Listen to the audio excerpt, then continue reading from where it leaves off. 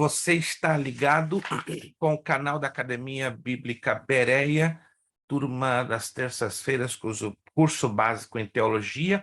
Você está conectado na terceira aula da matéria Ética Cristã e Ministerial, terceira aula da matéria de Ética Cristã e Ministerial. Agradecemos a participação e o esforço desta noite do irmão Cleiton Avancini, ele de Curitiba, Paraná, né, que está com um look diferente, mais jovem, 15 anos pelo menos. A nossa irmã Ilana, ali de New York City, né, a cidade que meu filho fica louco. Irmã Ilana, não pensa numa pessoa que fica doente. Meu filho, o sonho dele é ter um apartamento dentro do Central Park. Falei, meu filho trabalha bastante, aí você vai conseguir. Que eu falei que temos uma aluna aí, né? Não, eu quero conhecer essa irmã, ela deve morar num big de um apartamento. Calma, rapaz, não te precipita. Pensa no menino doido, mas um dia ele vai querer conversar com a senhora, só para dar um raio, né? Mas o sonho dele é conversar com alguém de Nova York que mora Bem aí. pequenos apartamentos aqui. Olha, mas o sonho dele Eu ainda não estou nesse nível de apartamento grande em o Manhattan. sonho dele é ter um no Central Park. Falei, meu filho trabalha direitinho, que até Jesus voltar você consegue.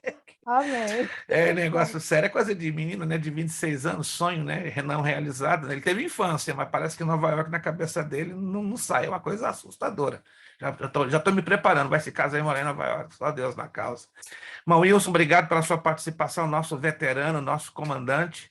Irmão Elton, depois que colocou o óculos, né, ficou com o rosto de professor tremendo, Pai Celeste. E o nosso irmão Absai, que hoje está, por enquanto, né, no invisível, mas vai aparecer, está chegando aí, nossa irmã Meire. Meu Deus. Meus irmãos, eu sei que eu estou devendo vocês a liberação das notas da última prova, eu não tenho feito, devido que estamos passando dias, né? Estou dando essa justificativa porque eu devo dar, né? Vocês são merecedores dessa justificativa, é preciso dar contas do que está acontecendo.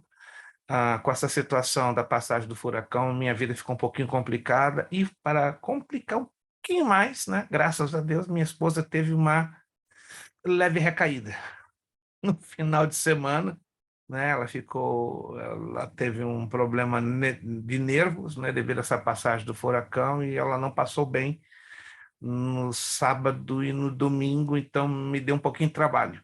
Eu tive que redobrar minha atenção sobre ela, então muita coisa se acumulou, então eu não tive realmente condições de liberar as notas para vocês, mas esta semana, se Deus quiser, eu vou estar já fazendo assim, que me desculpe pelo atraso, mas assim eu farei, tá? Não é falta de compromisso ou de responsabilidade, mas são as circunstâncias que estamos aqui vivendo, muita coisa acontecendo ao mesmo tempo, mas estamos aqui nos esforçando bastante para que as coisas fluam e que não haja bloqueios, né, ou impedimentos. Assim que eu conto com as orações e a paciência de vocês, que é enorme, né? Não tem nada a ver com a minha paciência, que é desse tamanho de vocês, é gigantesca e Deus continuará abençoando e recompensando a cada um de vocês, tá? Então, eu agradeço desde já.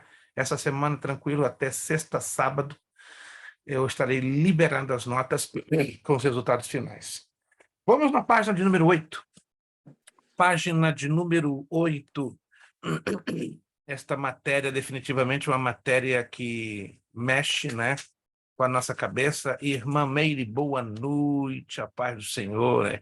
Irmã Meire, com todo respeito, ali, ó, melhor do que eu, fresquinha, igual a alface saindo da colheita. Então, parabéns. Com certeza você deve ter tido um dia daqueles, bem apertadinho. Então, faz sentido a senhora estar fresquinha agora, né? Graças a Deus. Mas Mas amém. Vamos lá. Página 8, nós estamos falando agora dos males de alguns obreiros com respeito à igreja. Já falamos sobre os obreiros parasitas, os obreiros desordenados, os obreiros mercenários, os obreiros doutrinariamente liberais, divisionistas, mentirosos, ambiciosos. A listinha é meio feia. E aí vamos falar na Bíblia, à luz das Sagradas Escrituras, exemplos marcantes de maus obreiros. E eu tenho certeza que, na medida que a gente desenvolva essa temática agora, você vai se lembrar, né? Queira, não, é inevitável, de um mau obreiro que você conheceu ou conhece dentro da sua igreja local ou de outras igrejas. Demas, começamos a listinha, né? Só para conhecermos quem foi Demas. Demas começou bem, e terminou mal. Eclesiastes 4:10, se não me falha a memória, diz que melhor é o fim do que o começo de todas as coisas. Quem já leu esse texto alguma vez? Lá em Eclesiastes, melhor o fim do começo de todas as coisas. E a Bíblia é sábia, né? O nosso Deus é sábio demais quando ele coloca isso, né? Eu posso começar mal, né? O irmão Elton pode começar mal, o irmão Cleiton pode começar estourado. Mas, irmãos, o final que é o mais importante. A conclusão é o mais importante. A finalização da história que conta. Muita gente está aí se gabando. Comecei bem. Não quer dizer nada. O bonito é começar bem e terminar bem. Mas, à luz da Bíblia, o bonito não importa que você começou mal, mas que termine bem. Infelizmente, Demas, cujo significado é popular. Olha só, se você não sabia, o significado do nome Demas é um nome de origem grega, que quer dizer popular. Então, quais foram as razões do fracasso ministerial de Demas? 3 coisinhas comuns. Escute essa, demais, acontece demais, demais, demais no nosso meio. Número 1, descuidou-se espiritualmente. Irmãos, é tão fácil, escute, é muito fácil eu e você nos descuidarmos espiritualmente. Estou errado ou não? Me corrijam. É fácil demais. Porque a nossa tendência humana sempre, irmão. Não, peraí, pastor, eu oro muito, eu me consagro bastante, jejum 5 vezes por semana. Eu sou o cara, eu sou o top. Você pode ser o cara, com todo respeito. Você pode ser o top. Não tem ninguém que não caia nessa tendência humana de fracassar ou de errar. É impossível, porque nós temos essa tendência, não tem jeito. Por isso que Paulo diz, né? Aquele que está de pé, olhe para o que, não caia. Ei, para cair é fácil, basta estar de pé. Concordamos, irmãos? Ou não? A Bíblia nos ensina assim. Então, se eu estou deitado, é mais difícil eu cair. Se eu estou de joelho ou de rosto em terra, não tem como cair, porque eu estou humilhado, estou dobradinho diante do Senhor. Agora, se eu estou de pé e ainda mais de nariz levantado, isso é sério. A possibilidade de eu cair, se eu descuidar-me espiritualmente, é fatal. Número 2, não se preparou contra as artimanhas satânicas. Estamos vivendo dias tão difíceis, irmãos, tão difíceis, que muitos servos do Senhor estão se descuidando, não estão se preparando contra as artimanhas satânicas. Me permita fazer aqui um comentário, mas entenda bem, esse comentário não implica numa opinião minha, numa opinião própria, embora eu tenha opinião, poderia opinar, mas por uma questão simplesmente ética, eu não vou opinar, mas é apenas um comentário que está me chamando demais a atenção.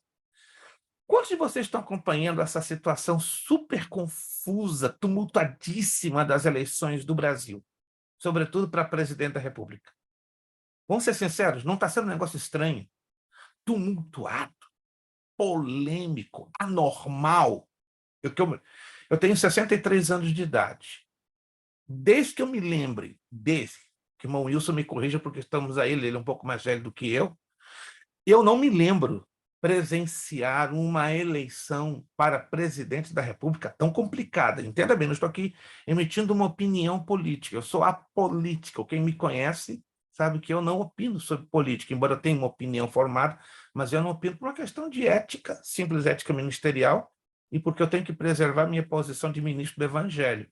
Eu sei que tem muitos pastores, né, que estão dando aí lives à vontade, isso aí cada um é cada um, eu respeito, mas eu aprendi com os meus mentores, né, no final dos anos 60, anos 70 e anos 80, que sobre política, a nível público, sendo você um ministro do Evangelho, não opine, porque isso pode te comprometer terrivelmente, entende? Eu posso opinar sobre história, sobre geografia, sobre matemática, sobre física quântica, agora política, sabe por quê? Levanta os ânimos e tem um poder incrível de jogar um irmão contra o outro. E é o que eu estou vendo nas redes sociais. Você deve ter redes sociais, você deve ter Facebook, você deve ter Instagram, você deve ter a Twitter ou talvez WhatsApp. Irmãos, tem uma coisa extremamente vergonhosa.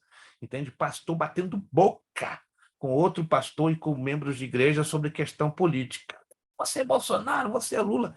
Irmãos, o momento não é bater boca, o momento é orar, é clamar, é pedir a misericórdia de Deus sobre o Brasil. O que vai acontecer, o nosso Deus sabe. E ele melhor do que eu, melhor do que os brasileiros que amam a sua pátria, ele sabe qual é o melhor para o Brasil.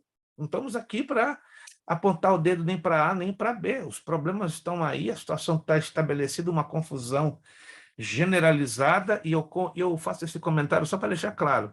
Satanás está armando um circo no Brasil para confundir a cabeça de muita gente, sobretudo de pastores. Eu estou envergonhado. Já me mandaram de domingo para hoje vários vídeos no YouTube de pastores tomando um posicionamento político pesado, ou a favor de Bolsonaro ou a favor de Lula. Irmãos, esse não é o momento de tomarmos posicionamento político. Esse é o momento de tomarmos um posicionamento de cristãos. Orar. Segundo de Crônicas 7,14, ainda funciona, gente. Se o meu povo, que se chama pelo meu nome... você lembra desse texto? Quem se lembra desse texto? Quem se lembra desse texto, irmãos? Esse é o melhor posicionamento que nós cristãos temos que tomar numa hora delicada e uma hora onde Satanás está jogando pesado, confundindo a cabeça dos mundanos e, pior, a cabeça dos crentes.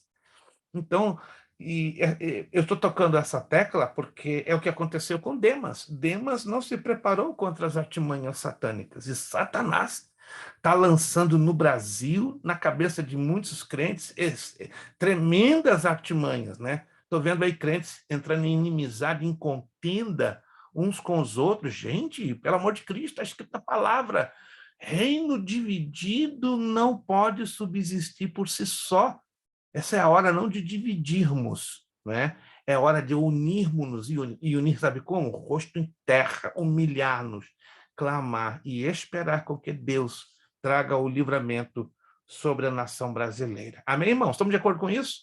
A hora é de clamor, a hora de jejum, a hora é de buscar a face do Senhor e esperar Ele agir, né? Porque Ele, melhor do que qualquer um de nós, sabe o que é melhor para a nação brasileira. Terceira coisa que arrebentou com Demas, perdão, deixou-se cegar pelo materialismo. Como é fácil, nos dias que estamos vivendo, né, sermos cegados pelo materialismo. Você conhece aquela pessoa? E eu falo isso com muito respeito. Começou na igreja simplesinho, humildezinho, graças a Deus. Aí Deus foi abençoando, abençoando, abençoando, abençoando. Começou a crescer materialmente, começou a ter companhia, começou a ter funcionários, começou. Daqui a pouco, o homem ou a irmã está ali, com um schedule de 60 casas, 23 helpers. Ou se é o irmãozinho, está com uma companhia de 20 funcionários. Aí vai para a cabeça. Aí se esquece de onde veio. Não ajuda, não estende a mão nem para a obra de Deus e muito menos para a sua própria família e para os irmãos da fé necessitados. Materialismo.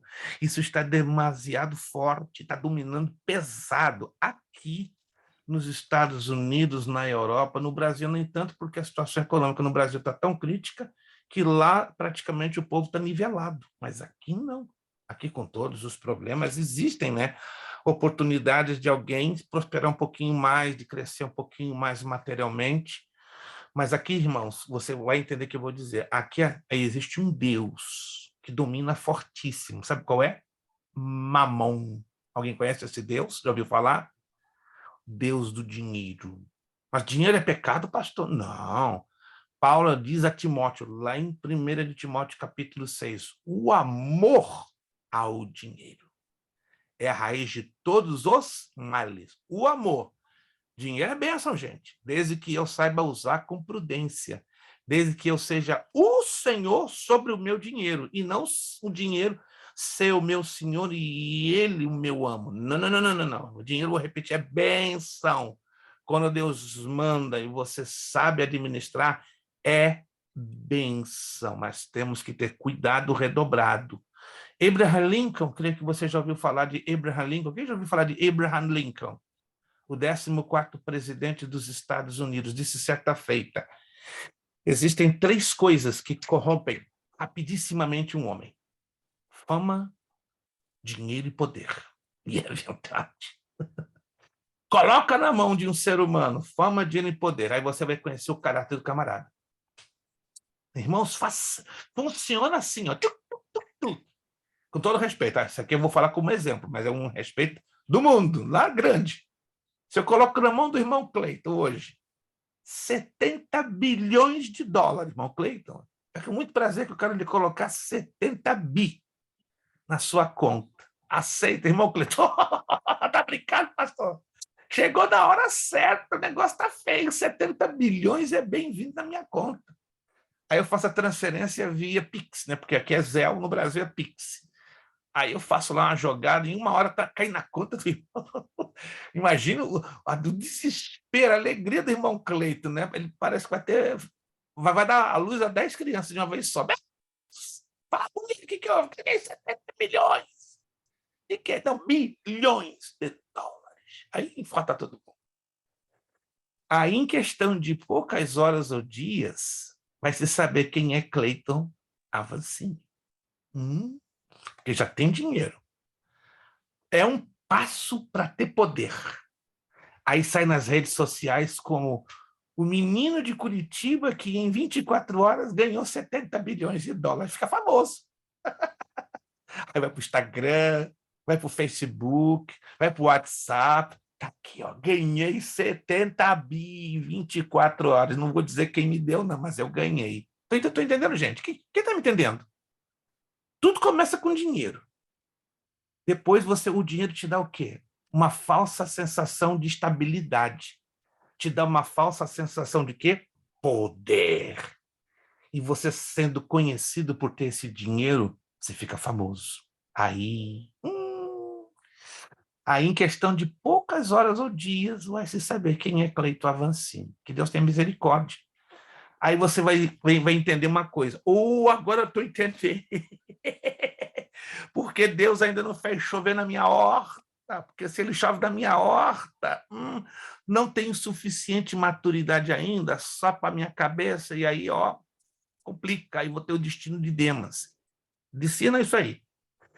Deus não faz todo mundo rico por essa simples situação, porque Deus nos ama tanto e não quer que essas 3 coisas nos corrompam. Agora, se ele vê em você que há condições de você receber e administrar sem subir a cabeça, pode ter certeza, ele vai te dar.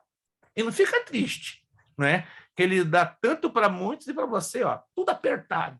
Mas pelo menos ele te dá o suficiente para você estar sempre assim, ó, Senhor, o negócio está feio.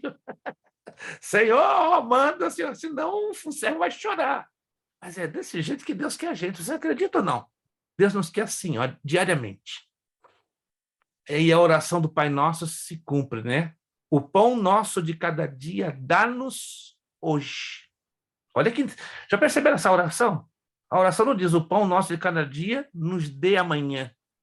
Dá-nos hoje. Quer dizer o seguinte, que Deus é preocupado em a cada dia, suprir as nossas necessidades. Quem está me entendendo, gente? Quem está me entendendo? Aleluia.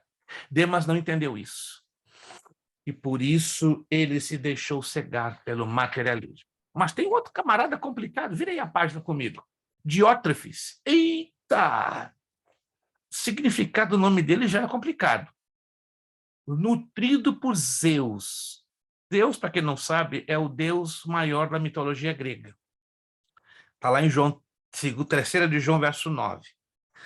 Diótrefes, parecido com Demas, também começou bem e terminou mal.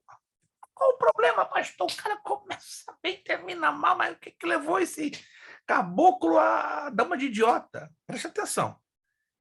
A gente disse que ele pode ter sido um idiota, mas olha os 3 probleminhas de Diótrefes. Era exibicionista. Tem pessoas que, quando começam a ser usadas por Deus, elas pensam, puxa vida, eu sou o cara. Eu oro, Jesus salva. Eu oro, cura. Eu oro, o camarada é batizado com o Espírito Santo. Eu sou o cara. Aí ele pensa que está fazendo muito e que é muito. Aí começa a ser o quê? Ele pega os dons que Deus o deu e começa a se aproveitar para crescer, para se autoprojetar. Isso se chama exibicionismo. Conhece alguém assim? Que Deus abençoa, abençoa, abençoa, abençoa. Daqui a pouco ele pensa que é o, é o holofote no meio de um grande deserto. Tô aqui, gente. Tudo que eu oro, Deus me dá. Olha que arrogância. Tudo que eu oro, Deus me dá. E a vontade de Deus, onde está nessa história? Aí ele interpreta aquele texto, né? Tudo que pedires ao Pai em meu nome, ele vos se dará. Mas você está esquecendo do versículo que vem depois e no versículo que vem antes. Ele vai dar de acordo com a sua vontade e para a glória do seu nome. Opa! Não é assim não, gente. Muitos de nós pegamos o texto de forma isolada e queremos colocar Deus contra a parede. A Bíblia está escrito, tudo que pedimos a Deus, Ele vai nos dar. Ele só vai nos dar a seu tempo, primeiro, dentro da sua vontade, segundo, e para a glorificação do seu nome. Agora, se o camarada quer dar uma de exibicionista, esquece, que Deus nunca, Deus não reparte a sua glória com ninguém. Outro problema de Diótrefes, era um perigo aqui, um perigo na língua. Tem duas coisas no ser humano que tem uma enorme dificuldade para se converter: o bolso e a língua. Para pensar, são as duas coisas num crente que tem uma enorme dificuldade de se converter. Tem pessoas que falam mais do que a boca, né, pastor? Como é que é? Tem pessoas que falam mais do que a boca, né? Irmã, sinceramente concordo com a senhora. Tem gente que fala... Você já viu isso? Alguém fala mais do que a boca? Você conhece alguém assim? Não precisa nem usar a boca. Está falando mais do que a própria boca. Com gestos, cabeça, olhar. Parece uma pessoa que tomou uma descarga elétrica de 3.000 volts e não para. E traz, em vez de paz, traz inquietação. Conhece esse tipo de pessoa que é uma pessoa inquieta e traz inquietação quando ela está presente e que dirá falando? Tiago, no capítulo 3, né? Tem muita gente que não gosta da epístola de Tiago, né? Conhece um pastor, semana retrasada ele falou comigo pelo WhatsApp: pastor, quando eu chegar no céu, vou dar uma surra no Tiago. Qual Tiago? O apóstolo que escreveu a epístola a Tiago. Por quê? Aquele cara fala muito. Como assim que ele fala muito? Ele fala muito dos pecados da língua e eu não gosto disso não, pastor. Então só estou incomodado, porque então ele tem denunciado os seus pecados. Agora vem o senhor para cima de mim? Não. Se o senhor está dizendo que vai dar uma surra no Tiago quando chegar no céu, porque tem alguma coisa errada. O senhor está se sentindo ofendido pela mensagem do Tiago. Ele cortou a conversa. Mas, infelizmente, é assim, irmãos. A maioria dos evangélicos, dos cristãos, não gostam da epístola de Tiago porque fala do grande mal que nós temos, é a língua. E a língua é um negócio que é perigoso, gente. Está lá, ela é cheio de veneno mortal. Não, pastor, eu sou consagrado ao Senhor, essa boquinha aqui santa é só usada para glorificar o Senhor. Então a Bíblia mentiu, porque está escrito em Jeremias capítulo 17, verso 7. Enganoso é o coração e mais perverso que todas as coisas. Quem, na verdade, o conhecerá? Se você ouvir um cristão, um pastor, um obreiro dizer: eu conheço o meu coração, está mentindo. Porque a Bíblia é taxativa. Nenhum de nós conhecemos o nosso coração. Não conhecemos. A gente vai conhecer, sabe quando? Quando estivermos debaixo de tanta pressão, pressão, daqui a pouco escapole pela língua. Jesus falou lá em Lucas 6,45. A boca fala do quê? O coração está cheio. Se eu tenho amor, se eu tenho perdão, se eu tenho misericórdia, aqui dentro, vai estar cheinho e a boca vai, exalar a mesma coisa. Agora, sim, minha irmã. E tem em Salmos também, 141, que fala também, né? Senhor, põe um guarda em minha boca. Oi, irmã Meire. Irmã Meire, só por causa dessa sua saída, né, que foi melhor que sair do incêndio, Eu vou lhe dar 50 Ai, tem que o para pastor. alegrar o seu coração e a sua noite. Olha, anota aí, irmã Meire, lê para nós. Valeu 50 para a senhora, irmã Meire. Tem que o pastor. Irmã Meire, assim, ó, eu conheci a irmã Meire já há alguns anos, né, uma serva do Senhor. Ela é quietinha no mundo. Mas quando abre a boca, papai do céu, ó, é para alegrar o nosso coração, né? E alegra o dela também, porque ela ganha ponto. Sim. Lê, por gentileza, o texto, por gentileza. Em Salmo 141, fala assim: Senhor, põe um guarda à minha boca, fica de vigia à porta dos meus lábios. Dá o versículo aí para o povo anotar. Salmo 141, qual o versículo? 3. Anotou aí, queridos irmãos, 141, 3, ó. Coloca uma vigia aqui, ó. Uma tramelinha, um trinquinho santo, um zíper dourado, para você controlar muitas das vezes o seu ímpeto. Pastor, eu sou estourada, meu pavio é curto, mas o Salmo 141, verso 3, nos ensina a ter esse pavio curtinho para a gente não ter problemas, né? Na nossa vida espiritual e ministerial. Irmã Meire, parabéns pelo seu cinquentinha, tá aqui, ó, estou registrando.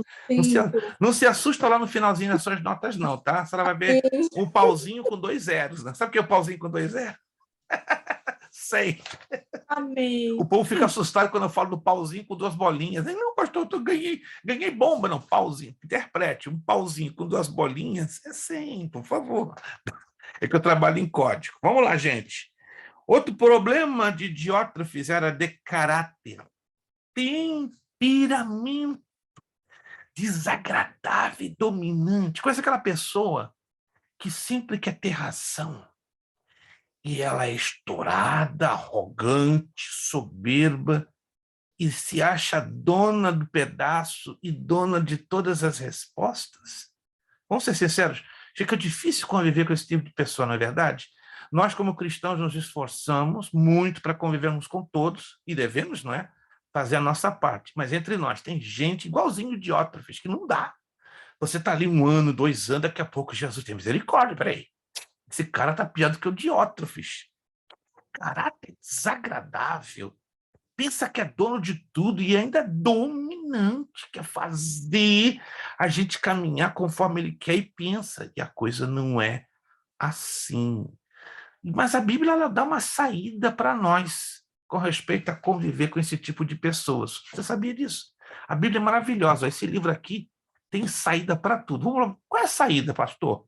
Se estou com a pessoa ali do meu lado, como é que eu tenho que fazer? Tenho que dar um pontapé no traseiro dela?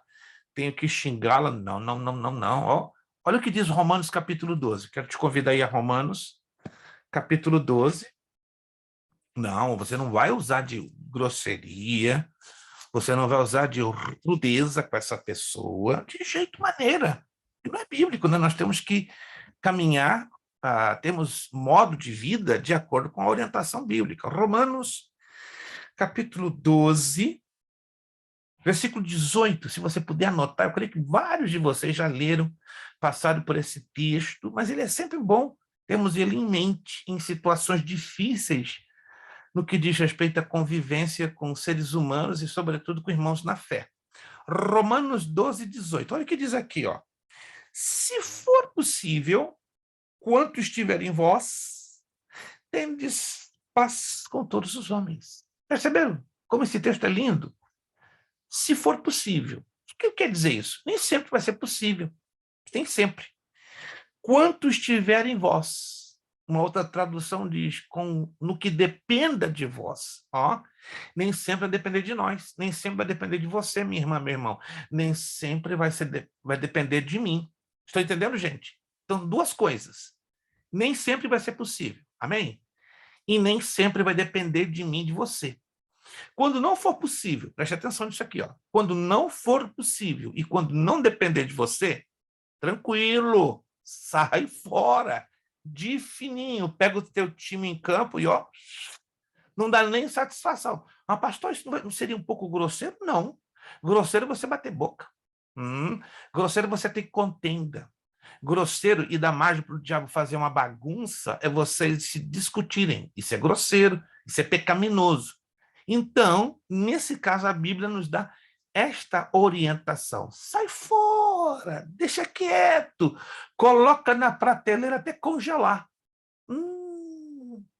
Mas meu ciclo de amizade, pastor, vai diminuir. Eu sei que vai diminuir, mas você vai ficar menos estressado e o diabo não vai ter ocasião de trabalhar nas tuas emoções. Quem está me entendendo, gente? Quem está me entendendo? Isso. O teu ciclo de amizade vai diminuir, vai ficar desse tamaninho, mas olha, melhor só do que uma companhia. Não está escrito na Bíblia, mas a Bíblia, no livro de Provérbios, dá essa ideia, né? Que estar junto de pessoas contendeiras, meu Deus, é pior do que o gotejar de água que vem lá do teto, né? Você já estiver em algum lugar onde cai aquela goteira, Bom, no Brasil isso é muito comum. Aqui só vivi numa casa que tinha muita goteira, mas no Brasil, infelizmente, é um pouco comum. É uma coisa bem irritante, né? Você tá ali e a goteira. Tuc, tuc, tuc, tuc, tuc. Tem pessoas que na convivência são piores do que gotejar, né? Do que goteira que vem do teto. Chega num ponto que parece que você vai estourar, e antes que estoure, então é melhor do que sai fora, sai fora. Não é covardia você fugir, não. A Bíblia diz, né? Fugir de toda aparência do mal. Lembre-se que José, quando sofreu o assédio da mulher de Potifar, a mulher de Potifar queria seduzi-lo, o que diz a Escritura? Deixou as roupas dele na mão da mulher de Potifar, ó, tchau. Alguém diz, mas o cabra foi covarde. Ele, covarde coisa nenhuma. Ele foi bíblico, ele foi prudente, ele saiu fora. Faça a mesma coisa. Se não dá para conviver, sai fora, mas não dá margem para o diabo criar problemas e dificuldades para a sua vida. Então, esse é o problema de Diótrefes. Exibicionista, um perigo na língua e era de caráter desagradável e dominante. Aí vem o Judas, esse é o Iscariotes, né? E o nome Judas quer dizer louvor. No hebraico quer dizer homem de morte ou natural de Quiriote, ou seja, o nome Iscariotes, para quem não sabe, quer dizer homem de morte ou natural de Quiriote, Atos 1:25. Outro que começou bem e terminou tragicamente. Vamos ver o que levou a Judas se arrebentar tanto assim. Judas Iscariotes, tá? Não Judas Tadeu. Porque ele possuía motivos equivocados, errados, para seguir a Jesus, ou seja, tinha em si arraigado uma concepção zelote na sua formação. Se você estudar a fundo sobre os zelotes, preste atenção, eles eram rebeldes, eles eram um partido político que tinha a tendência de tumultuar, no sentido de derrubar o Império Romano. Então, os zelotes eram terroristas da época, né? Era o Al-Qaeda ali da Palestina, e trazia uma dor de cabeça, levava muita gente à morte, eles eram os tumultuadores de natureza. E estava ali, ó, um discípulo de Jesus, vai entender Jesus, gente? Vamos parar aqui, gente, vamos parar aqui para pensar. O que levou a Jesus a escolher Judas Iscariotes para ser o seu tesoureiro? Preste atenção. Quais são as qualidades que Judas Iscariotes tinha? Primeiro, era um ladrão. Segundo, era um revolucionário, um terrorista. Vai entender Jesus? Peraí, pastor. Para ser um tesoureiro, tem que ser uma pessoa de caráter ilibado, honesto, íntegro. Nunca eu, se fosse dono de uma companhia, ia contratar para Judas ser o meu tesoureiro. Mas Jesus decidiu fazer isso. Você sabe por quê? Porque Judas, né, como qualquer outro ser humano, foi objeto do amor de Deus. E Deus dá chance para todos a se arrependerem. Olha que coisa linda. Jesus já sabia que ele ia se enforcar, que ele ia traí-lo, mas para que não ficasse registrado nas páginas da Bíblia que Deus é um ser injusto, que Deus não dá oportunidade para o arrependimento, Jesus fez tudo o contrário. Não, eu vou dar oportunidade para esse caboclo. Eu sei que ele vai me arrebentar no final da história. Eu sei que ele vai abrir espaço para Satanás dominar o coração dele. Mas eu vou dar oportunidade. Ele vai caminhar comigo 3 anos e meio. Ele vai ter cada oportunidade que ninguém teve. Vai ver milagres, vai ver multiplicar pães. Irmãos, Judas teve o melhor pastor da face da terra. Mas não adianta. É questão de caráter. E o caráter está lá dentro. Pastor, se eu não me engano, Judas também ele teve a oportunidade até de fazer milagres, porque quando Jesus enviou de 2 a 2 os discípulos, eles saíram com a autoridade. Mas isso, o mais interessante que me chama essa passagem aí, é que Jesus, como Judas, no final do tempo, diante do juízo, do tribunal de Deus, vai haver muitos Judas, aqueles que profetizaram, fizeram milagres, Fizeram tudo no nome do Senhor Jesus e não herdarão o reino dos céus, mas tiveram a oportunidade. Vamos parar para pensar, irmãos. O que adianta? Vale a pena a gente passar a vida inteira servindo a Deus, sendo usados por Deus, e lá no finalzinho a gente tropeça e perde tudo? Será que isso valeria a pena? Meu Deus!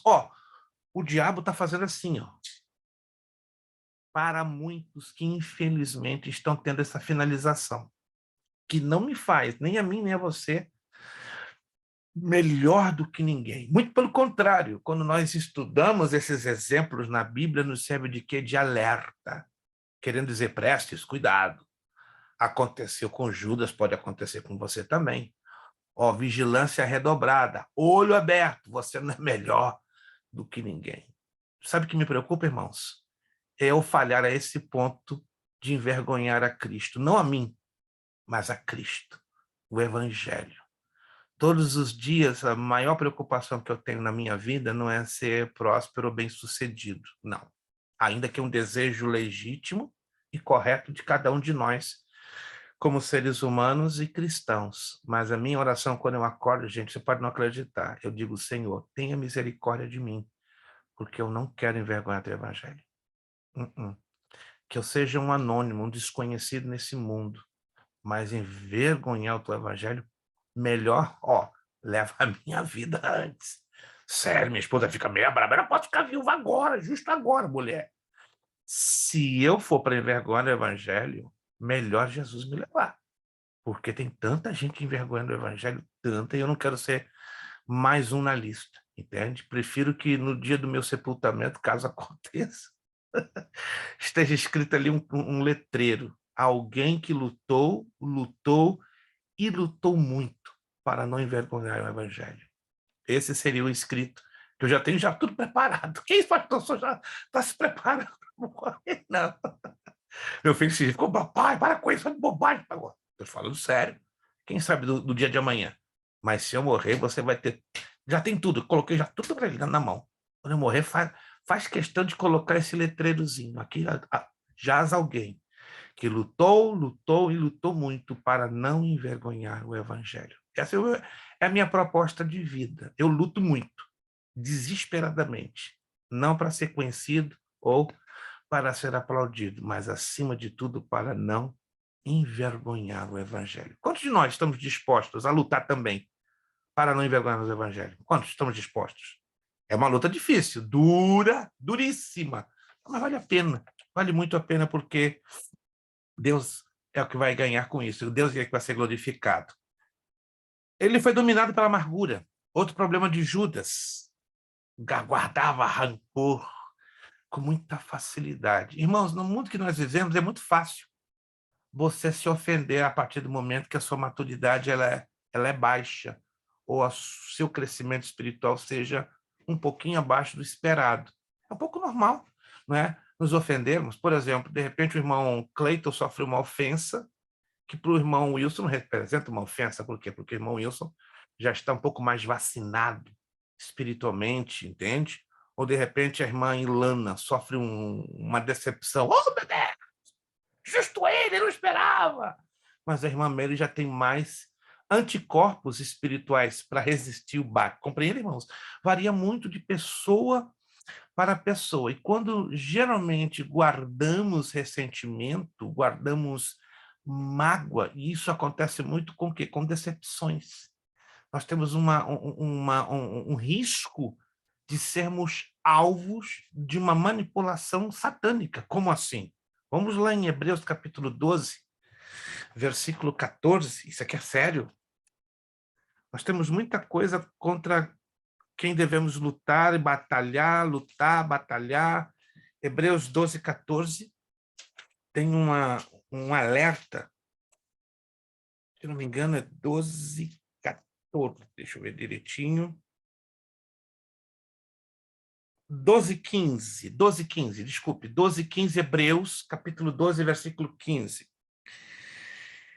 Tendo cuidado de que ninguém se prive da graça de Deus e de que nenhuma raiz de amargura brotando vos perturbe, e por ela muitos se contaminem. Anote aqui comigo, olha que texto, você já passou, já leu esse texto dezenas e inúmeras vezes, mas olha a revelação que esse texto tem aqui, ó. Tendo cuidado, é a primeira coisa que me chama a atenção, a gente tem que estar sempre policiando-nos a nós mesmos, tendo um cuidado. É mais fácil eu policiar o meu vizinho do que eu policiar a mim mesmo. Então, aqui o autor aos Hebreus diz, tendo cuidado de que ninguém se prive da graça de Deus. É muito fácil eu me privar da graça de Deus. O que é a graça de Deus? É a capacidade, vou resumir, é a capacidade sobrenatural que Deus nos dá para amá-lo, para obedecê-lo, para adorá-lo, para respeitá-lo e para cumprir a sua palavra. Nós sozinhos teríamos esta capacidade? Vocês acham que nós, sem a graça de Deus, estaríamos dizendo aleluia, glória a Deus? Ou estaríamos servindo ao Senhor aí bonitinhos? Não se iluda, não. Você pode dizer, pastor, eu sou o cara, mas eu posso te dizer, eu não sou o cara coisa nenhuma, nunca fui e nem pretendo sê-lo, mas o pouquinho que eu sou nele e pela sua graça. E a graça dele o que é? É a capacidade sobrenatural que Deus nos dá para servi-lo. Que é uma prova, dentre tantas, eu poderia dar aqui umas 480 provas bíblicas, mas vou te dar só uma. E está lá em Filipenses capítulo 2, versículo 13. Depois voltamos a Hebreus 12, 14. Filipenses 2, 13. Só quero te dar essa prova bíblica para você não se esquecer disso. Filipenses capítulo 2, versículo 13. Olha o que a graça de Deus faz na minha e na sua vida. Porque Deus é o que opera em vós, tanto o querer como efetuar, segundo a sua boa vontade. Alô? Querer. Eu naturalmente quero servir a Deus? Não. Naturalmente não quero. Mas a graça dele me dá este querer. Querer de quem? Vem dele. Eu sozinho, por mim mesmo, quero fazer algo para agradar o coração de Deus? Sozinho eu? Não consigo. Mas na graça dele eu posso fazer. Por isso que disse, porque é Deus o que opera em vós tanto o querer orar, querer jejuar, querer estudar a Bíblia, querer ler a Bíblia. Agora estou entendendo. Então, por isso que tem crente aí que não está nem orando muito, nem jejuando, nem estudando, e muito menos lendo a Bíblia. Claro, porque eles estão privados da graça de Deus, ou então tem ela bem reduzida, que não permite esta graça dada da parte de Deus, esse poder, essa autoridade. Como o efetuar. Efetuar é colocar na prática aquilo que aprendemos. Segundo a sua boa vontade. Então, Deus tem uma vontade linda. Ele quer nos usar, enchermos-nos da sua graça. Voltamos a Hebreus 12, 14 de novo. Tendo cuidado de que ninguém se prive da graça de Deus e de que nenhuma raiz de amargura, nenhuma, não pode existir. Nenhuma raiz de amargura, como é que é? Brotando. Quando você sentir que a raiz de amargura está passando aí de leve, corta, não deixa ela brotar. O problema está em ela brotar. Ela até pode estar passando aí no seu coração. Alô? Ela até pode estar fazendo assim, ó, passando na sua vida, passando no seu coração. O problema é fazer isso aqui, ó, brotar, ganhar profundidade. Brotando. Quando brota, esquece. Aí só Deus na causa para intervir. Brotando vos perturbe, e por ela muitos se contaminem. Olha que coisa estranha. A raiz de amargura, ela não é apenas um dano para mim ou para você. É um dano para aqueles que nos rodeiam. É pior que o Covid-19. E conviver com pessoa amargurada, santo de Israel, como é complicado. E assim aconteceu com com Judas Iscariotes. Terceiro, ele desenvolveu um espírito de vingança e de ódio. Senhor, manda fogo do céu e queima esse caboclo. Que isso? O cara pode ser a pior o pior crente, o pior ser vivo na face da terra, não nos dá direito a pedir vingança a ninguém. Não vou dizer o nome, mas vocês já devem ter ouvido falar de um hino, eu não vou mencionar detalhes mais estranhos, intitulado Sabor de Mel. Alguém já ouviu esse hino? Nas redes sociais e por muitos, não precisa você ir nas redes sociais, é só você pegar a letra do hino e ouvi-lo. É o hino da vingança. Alguém já ouviu o hino? Prestou atenção na letra? É o hino da vingança. Que isso, gente? Não faz sentido. Uma serva do Senhor. Eu conheço a autora. Tive um encontro com ela assim em Boston. Fui apresentado a ela e ela, pensa uma inocência. Mas o que você acha desse meu hino? Fiquei quieto, vou falar o quê? E ela me cutucou 3 vezes. Não é ungido, não é uma letra ungida. Eu só disse, irmã, dá uma olhadinha na escritura, só isso. Ela ficou bem cucada, dá uma olhadinha na escritura. Não, mas os meus revisores são gente de Bíblia. E eu falei para ela 3 vezes, irmã, dá uma olhadinha na escritura. Ela ficou encucada, não sei. E ela cortou contato comigo depois. Eu só disse isso. Dá uma olhadinha na escritura. Ela mandava e-mail para mim, babá. Irmão, sempre tem muito cuidado. Não, Senhor, eu sou teu servo, eu não admito ser enganado, não admito ser caluniado. Manda fogo e consume. Ei!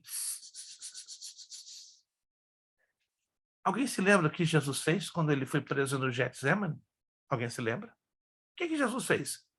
Ah, pastor, Jesus levantou o bração dele, gritou, manda fogo do céu, consome todo esse povão, ou manda os teus anjos e arrebenta com todo mundo. Foi isso que Jesus fez. Quando ele foi preso ali no jardim do Getsemane, quem pode abrir o áudio e me dizer o que Jesus fez? Alguém se lembra?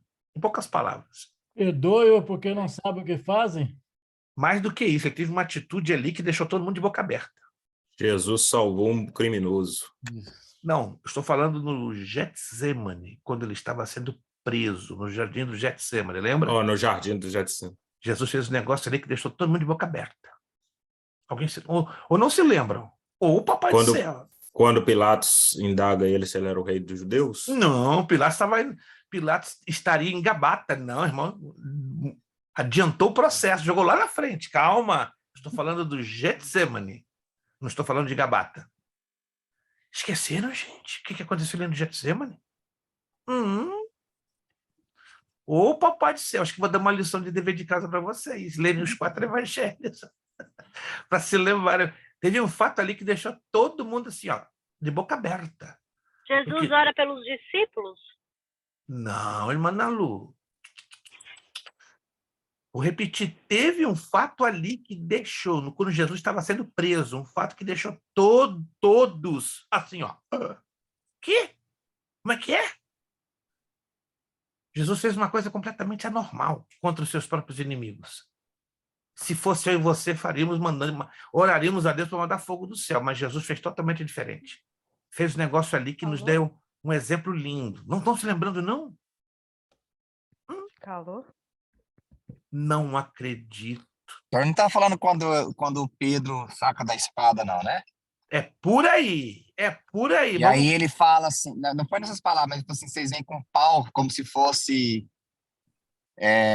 como é que é? Eu não lembro bem certinho o texto, mas foi naquele momento, o senhor está querendo dizer? É por aí, mas aí tem um fato. É por aí, perfeito, irmão Abissai. Irmão Abissai tá encostando na trave. É por aí. Quem fere com a espada será ferido? Tá esquentando, mas vocês não estão conseguindo se lembrar. Rapaz, o negócio tá difícil, tá agarrado em algum lugar aí. Hã? Ele curou, né, a orelha. De quem? Não, mas aí você já foi depois, quando ele cura a orelha do... Vamos lá, vamos montar o cenário, porque vocês estão me trazendo tudo de maneira quebrada, fragmentada. Vamos pegar os pedacinhos e montar o cenário do começo ao fim. Qual o fato... Vamos lá. Vocês estão sabendo, mas não estão montando o cenário. Então, o negócio está quebrado um pouquinho para um lado, quebrado um pouquinho de outro lado, entendeu? Está tudo em pedacinhos. Então, vamos pegar esses pedacinhos e vamos montar o cenário juntos, ok? Vamos lá. Pegando todos os pedaços, um momentinho. Pegando os pedacinhos, vamos montar o cenário, vamos começar do princípio ao fim da narrativa. Como é que funciona a coisa? Vamos lá. Não estão se lembrando. Jesus retira para orar com os discípulos. Excelente. Primeiro passo. Segundo. Então, ele sabia que... Por um Malco? Quando Judas beija ele, ele fala, amigo, por que viestes? Isto, segundo fato. Vamos trabalhar na ordem. Perfeito. Excelente. Terceiro. Entregou sua divindade e... Pedro saca da espada e corta a orelha do soldado. Isso, rapaz, matou o pobrezinho do homem. Não fala isso comigo, não. Matou mesmo. Cortou a cabeça de quem, gente? Não, a orelha. Ah, o irmão falou cortou a cabeça. Não. Eu entendi cabeça por orelha. Foi quando ele se entregou aos soldados? Tá quase chegando lá. Ó, irmão Elton já deixei claro. Não foi a cabeça, embora a orelha está agarrada na cabeça, mas o irmão vamos deixar claro, está sendo filmado, está sendo gravado essa aula, então foi a orelha que está agarrada à cabeça, mas não matou o homem. Aí cortou a orelha. Qual é o nome da pessoa que teve a orelha decepada pela espada de Pedro? Se lembram? Malco. E o que aconteceu, finalmente, para fechar? Ele foi curado. Isso. Essa é a ordem dos fatos. Não era suposto alguém fazer o que Jesus fez pelos seus inimigos. Estão me entendendo, gente? Jesus curou um inimigo seu. Jesus deixou bem claro, eu não preciso da defesa dos meus discípulos. Olha o que Jesus disse. Pedro, embanha tua espada. Ou acaso eu não poderia pedir ao Pai agora que me enviasse quantas legiões de anjos? Vocês se lembram quantas? Ele disse que ele poderia pedir um número X de legiões de anjos que viriam ao socorro dele, pronto. 12. Sabe quanto é uma legião de anjos? Alô? 5.000. Gente, vamos pensar aqui comigo. 60.000 anjos iam explodir a Palestina. Iam arrebentar com tudo. Diz a Escritura lá em Isaías capítulo 38, um só anjo, se você quiser anotar lá, está no capítulo 38 do livro do profeta Isaías. Um anjo, exterminou o exército dos assírios, matando numa só noite 185.000 soldados do exército do general Senaqueribe. Alô? Estou anotando? Um só. Se um só arrebentou com 185.000 soldados, consegue imaginar o poder de 60.000 anjos? Meu Deus! Olha o poder que o nosso Cristo tem. Como é que Jesus disse? Se eu precisasse de defesa, eu mesmo clamaria ao Pai, ele me enviaria 12 legiões de anjos. 60 Essa é nas minhas palavras, né? 60.000. Gente, anota aí, gente, por favor. E o interessante é que essa legião, ele usa o termo legião porque o Império Romano era dividido assim, né? Exato. Então foi uma linguagem que o povo entendia. Exato, porque o número de soldados de uma legião romana eram de 5.000. Estou entendendo, gente? Jesus tem todo o poder, só que ele não quis usar esse poder para deixar o quê? Um exemplo de ética. Ética, gente, ética. Eu tenho poder, mas vocês vão ser humildes como eu sou. Eu tenho autoridade, mas vocês não vão usar fora de hora. Os anjos têm ética. Está lá no livro de Judas, que quando Satanás veio disputar o corpo de Moisés, vamos lá em Judas, para vocês verem como é lindo a ética no mundo espiritual. Meu Deus, isso é fantástico. Epístola de Judas. É um livro antes do Apocalipse. Epístola de Judas. Epístola de Judas, versículo 9. Mas o arcanjo Miguel, quando contendia com o diabo e disputava disputava a respeito do corpo de Moisés, não ousou pronunciar juízo de maldição contra ele, mas disse: o Senhor te repreenda. Presta atenção. Existe ética entre os anjos. Os anjos sabem, nós temos o poder. E mais ainda, quem? Miguel. Quem era Miguel? Arcanjo. Arcanjo. Tinha um poder enorme. Presta atenção. Se um anjo, me acompanha, se um anjo tinha o poder de exterminar 185 mil soldados, como um anjo só fez isso contra os exércitos de Senaqueribe, imagine o poder de um arcanjo. A Bíblia não nos dá uma medida deste poder, mas o nome arc, do grego, quer dizer superior a 10.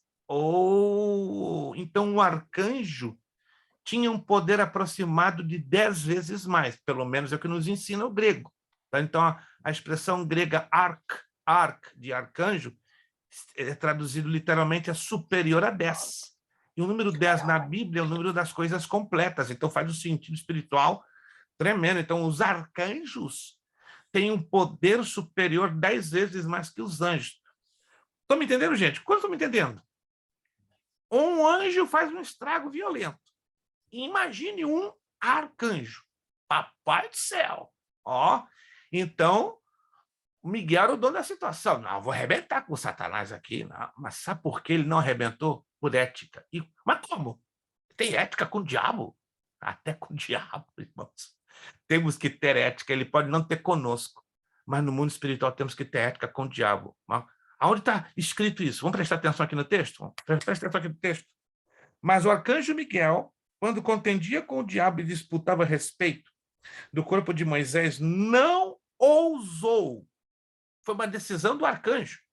Não quis pronunciar juízo de maldição contra ele, porque ele tinha esse poder. Arcanjo.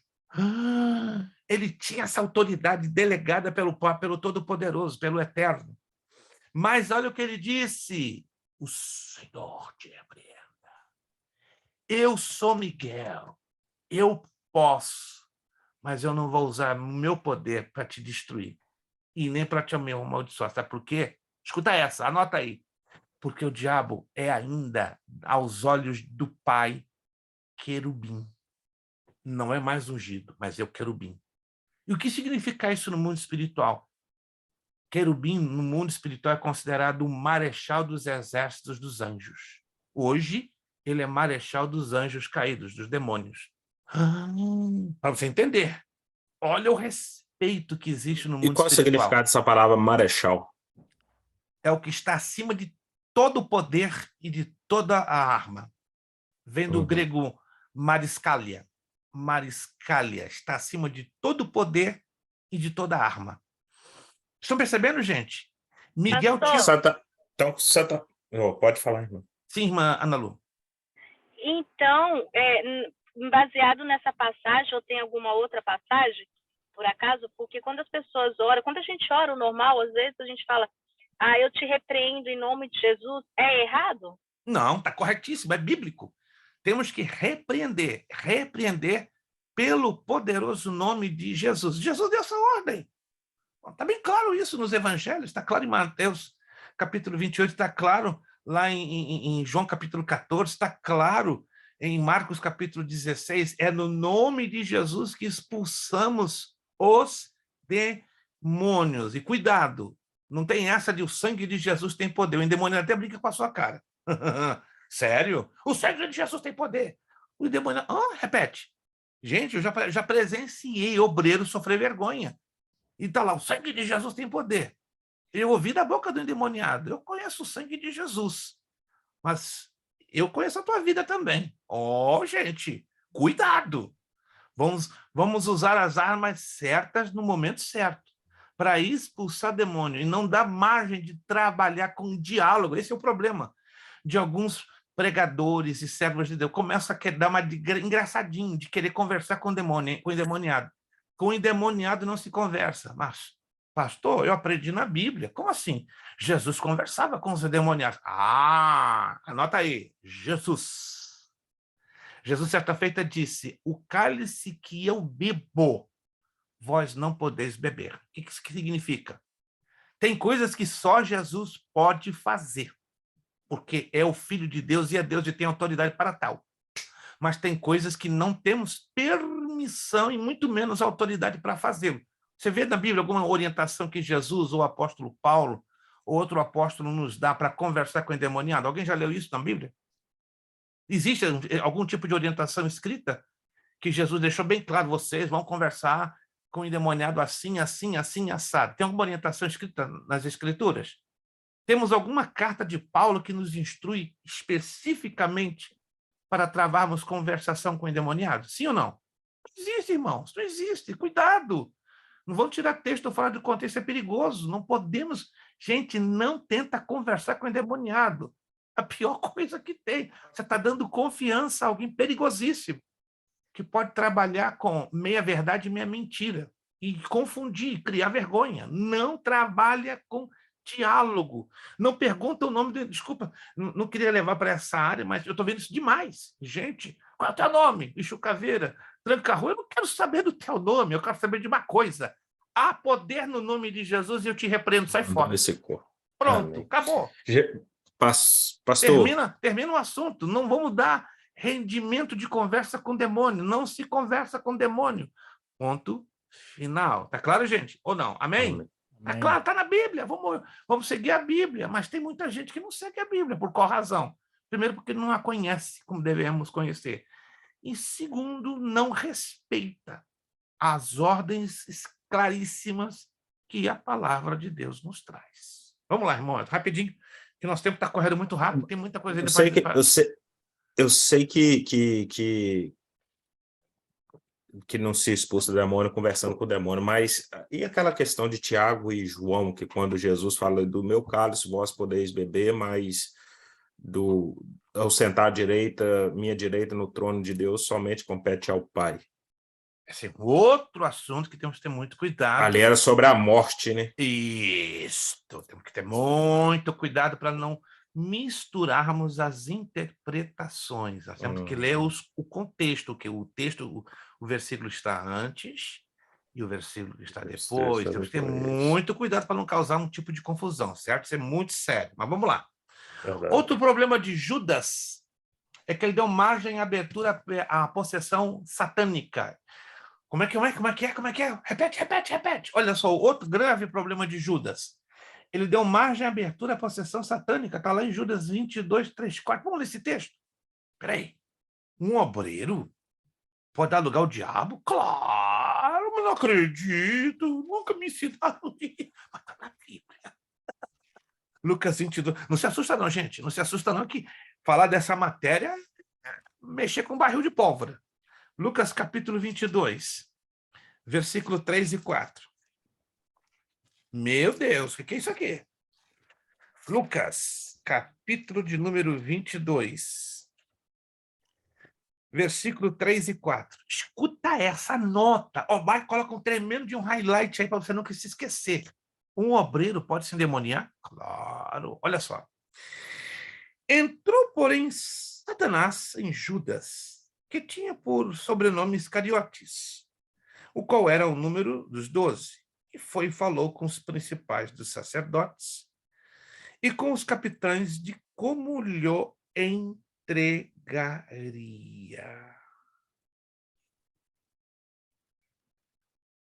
Veja só, olha que coisa curiosa. Mas vocês se lembram que levou exatamente a Satanás tomar posse de Judas? O Evangelho de João diz assim, presta atenção. O Evangelho de João diz assim: Jesus, falando aos seus discípulos, disse: aquele a quem pegar o bocado de pão e molhar no prato e der, este me há de trair. Quem se lembra desse texto? Está lá no Evangelho de João. Estão percebendo o processo? Aquele que eu pegar o pedaço de pão, molhar no prato e dar, este há de trair. Raciocina comigo. Isso aqui não é coisa da minha cabeça, não. Você tem que ler o texto para entender. Judas teve a maior oportunidade da sua vida, ali naquele momento. E qual? de não pegar aquele pedaço de pão. Mas como, pastor? Peraí. Ele poderia fazer isso com Dá para qualquer... outro. Exatamente. Porque Satanás estava ali espreitando. Ali, ó, estava ali juntinho dele. Ele poderia dar o pão para João, para Pedro, para qualquer outro discípulo. Mas Jesus deixou bem claro, agora é a tua escolha. E vocês acreditem ou não, embora o texto não está claro, mas Judas tinha consciência do barco furado que ele estava entrando. Gente, tinha, o texto bíblico me ajuda a ver isso. Ele tinha absoluta certeza. Ele não era um débil mental, não era um doente de Alzheimer, ele sabia o que estava fazendo. Ele estava tomando uma decisão consciente. Que coisa triste, gente. E, olha, aquele espaço de tempo de ele pegar o pão, ele poderia dizer, Senhor, me perdoa, arrependo-me de tudo que me havia maquinado contra ti. Que coisa, que história linda nós teríamos nos evangelhos. Concorda comigo? Que história linda de restauração, de arrependimento. Hoje os pregadores estariam usando os púlpitos para falar Judas se arrependeu no momento mais importante da sua vida. Ou no momento mais perigoso da sua vida. Sim, irmã Ana Lu? Olhando da forma que o senhor está falando, né? Essa semana eu estava vendo um filme de Maria Madalena e mostra um Judas que ele tinha alguns sentimentos no coração dele. Então, aqueles sentimentos que ele não deixou ser tratado fez com que ele tomasse essa decisão. E agora, vendo o senhor falando, né, que ele teve a oportunidade ali na mesa com o Senhor de ter falado, não, peraí, eu não vou fazer isso, né? Mas quando hoje o Senhor falando, e o filme que eu assisti nesse sábado, antes a minha ideia dava a sensação que ele tomou aquela decisão naquele momento e que o diabo entrou na vida dele naquele momento. E que antes ele era um homem bom, estava tudo ok, ele estava bem com os discípulos e tudo. Mas agora, raciocinando e olhando o caráter dele, o que havia no coração dele, não foi do dia para a noite. É uma coisa que já estava ali. É um processo, perfeitissimamente. Eu já assisti esse filme 2 vezes, irmã Ana Lu. É um dos melhores filmes que retratam o entorno da vida de Jesus. Claro, o foco é Maria Madalena, mas quando apresenta Judas, é surpreendente. O camarada que fez o roteiro desse filme, ele usou todo o texto grego original, todinho. Depois eu li uma reportagem na revista Time, na revista americana Time, né? Eu fiquei de boca aberta. Ele contratou 2 estudantes, 2 professores de grego koiné e ficaram em cima do texto durante 4 anos. 4? Olha a preocupação do homem em reproduzir a fidelidade do que estava no texto original. E o produto, o resultado foi o quê? Esse filme. Se você não conhece, Maria Madalena, vai lá, deve ter no Netflix ou deve ter... Bom, no Prime Video, eu tenho Prime Video, eu tenho para alugar por R$ 3,99. Tá? Agora, não sei qual é a plataforma que você usa de vídeo, mas está ali, Maria Madalena. É impressionante este filme. Netflix. Então, se você tem o Netflix, vai lá, Maria Madalena ou Madalena.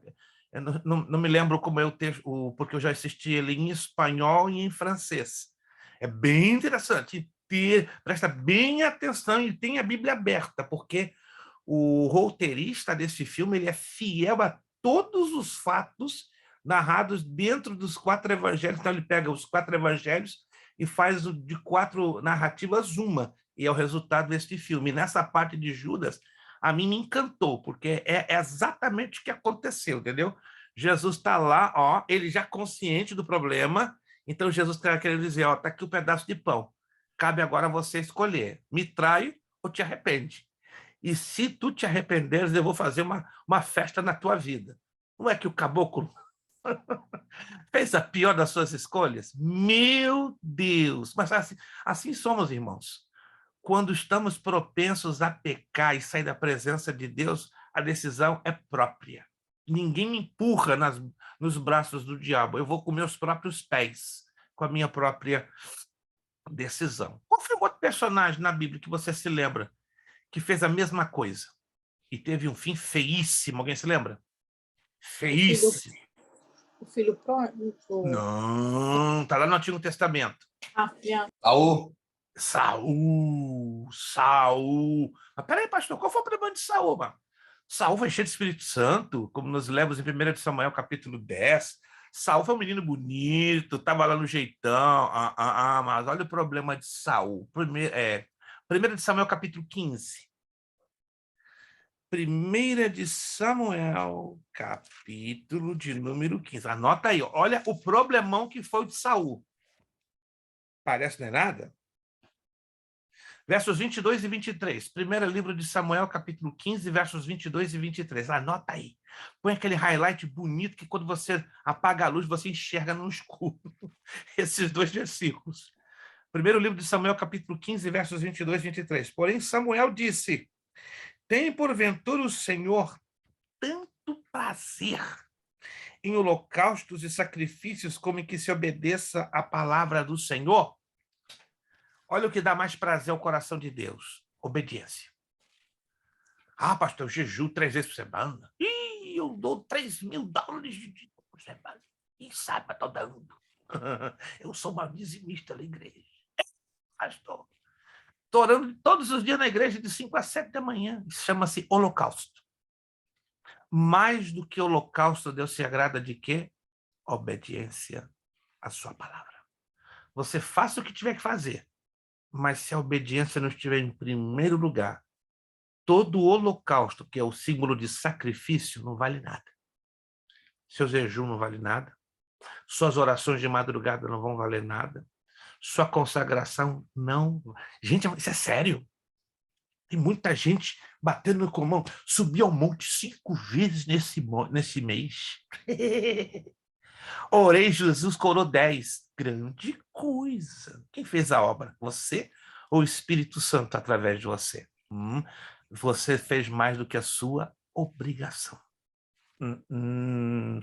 Agora, se tem uma coisa que deixa Deus emocionado, comovido, feliz, obediência. Meu filho Elton, conhece aquele rapaz bonito lá na terra? Obediência pura, purinha. Ele não pensa 2 vezes, ele se arrebenta. Ele é apedrejado todos os dias, porque ele me obedece. Eis que o obedecer é melhor do que o sacrificar, continua o texto, 1 de Samuel 15, 22. E o atender melhor do que a gordura de carneiros. Agora, o 23, recebe essa bola pesada. Não é todo mundo que aguenta essa bola no peito, não, porque essa bola é de ferro. Presta atenção. Anota o verso 23. Porque a rebelião é como o pecado de quê? Pecado de quê? Feitiçaria. Pastor, peraí. Então, todo rebelde é um feiticeiro? É. Isso aqui não é uma força de expressão? Não, está aqui no texto. Porque rebelião é como. Sabe interpretar essa palavra? É como. Exatamente. Então, peraí. Tem muitas igrejas cheias de feiticeiros. Você entendeu agora? Tem igrejas que o negócio não se move. Está tudo emperrado, porque está cheio de feiticeiro. E esses feiticeiros podem ser evangelistas, presbíteros, diáconos, diaconisas, missionários, pastores, pode ser qualquer um, desde que esteja guardando no seu coração o quê? Rebeldia ou rebelião. Mas no caso de Saul aqui, ele rejeitou... Desculpa cortar assim. Não tem problema. Qual é a melhor maneira de abordar? Levantar o dedinho? O pastor... Sim, diga. Em sentido da gente poder dar uma participação, porque senão às vezes a gente entra aqui e chega a atropelar um no outro. Não. Fica tranquilo. Se o irmão tiver que atropelar, eu levanto um sinalzinho para o irmão, né? Inclusive, até esqueci hoje de trazer. Eu comprei no Amazon hoje um jogo de cartões, amarelo, verde e vermelho. Entendeu? Não, sério. Mas eu esqueci de... Tá ali na caixa na sala, né? Ali o irmão viu. Então, quando for amarelo, eu levanto. Quer dizer, cuidado, vai devagar. Vai devagar. Vai devagar. Quando for verde, vai avante. Quando for vermelho, para.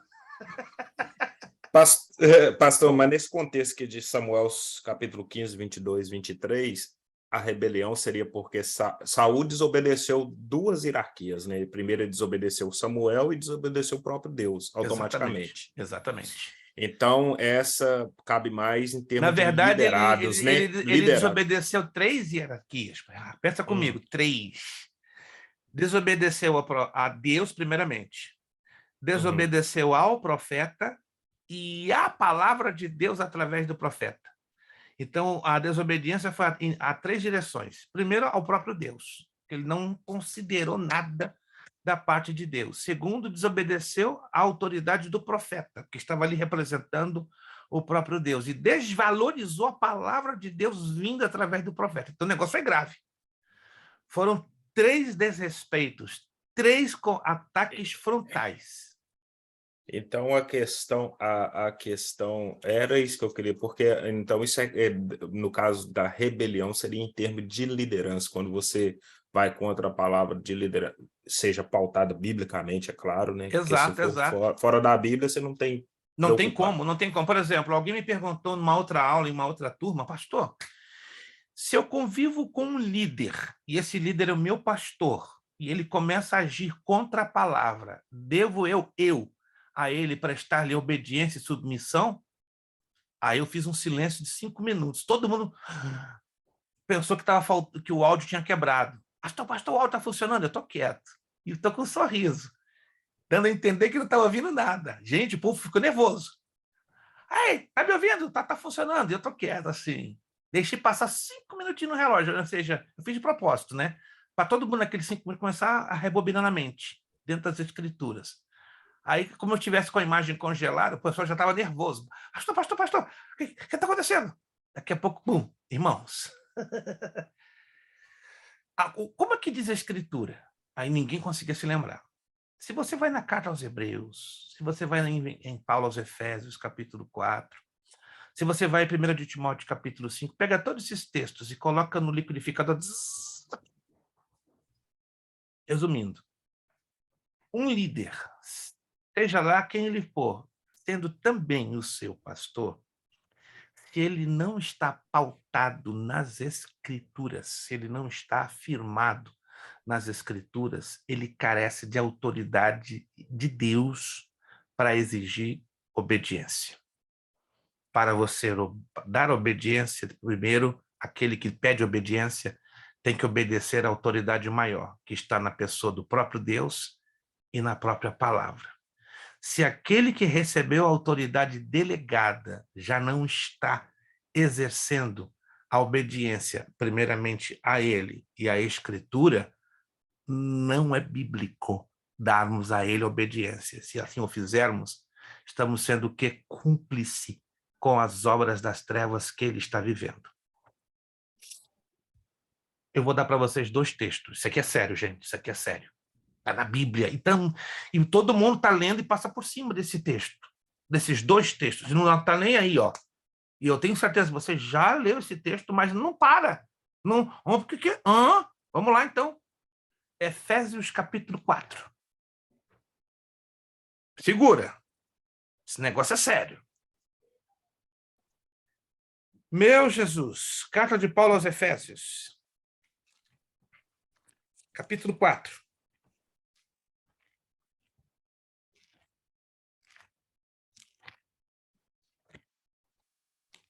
Capítulo 4, deixa eu ver se é o 4 ou o 3. Só um momentinho.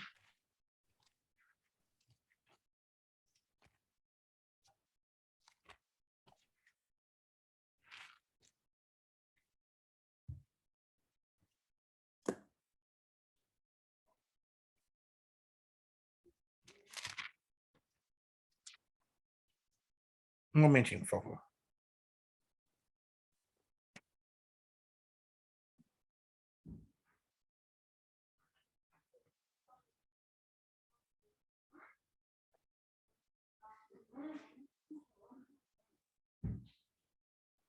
Efésios capítulo 4, abra lá comigo, Efésios capítulo 4. Efésios capítulo 4, versículo 25, é um deles. Pelo que deixai a mentira e falai a verdade, cada um com o seu próximo, porque somos membros uns dos outros. Mas tem um texto mais forte que diz sobre a cumplicidade. Deixa eu ver, não estou conseguindo me lembrar, deixa eu ver aqui, seu capítulo 3. Não estou conseguindo, por incrível que pareça, está me fugindo a memória. Deixa eu ver aqui. Só um momentinho que eu vou pegar aqui no meu caderninho de notas.